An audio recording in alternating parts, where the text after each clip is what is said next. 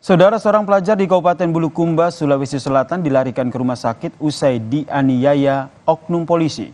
Korban mendapatkan perawatan akibat mengalami patah tulang dan juga luka lebam di tubuhnya akibat penganiayaan. Korban yang merupakan pelajar yang berusia 16 tahun ini menjalani perawatan medis di RSUD Sultan Daeng Raja Kabupaten Bulukumba, Sulawesi Selatan. Penganiayaan yang dilakukan Bribtu berinisial AD terjadi di rumah pelaku pada Kamis lalu. Saat itu saudara, korban sedang bertamu menemui adik pelaku. Namun tiba-tiba pelaku datang dan menganiaya korban hingga luka dan juga patah tulang.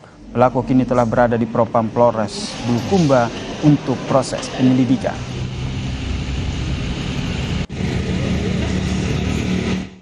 Mengenai masalah kasus penganiayaan yang dilakukan oleh anggota Polsek Ujung Bulu, itu inisial Bribtu AD, sementara kita amankan di Propam Polres Bulukumba pada malam kejadian itu juga.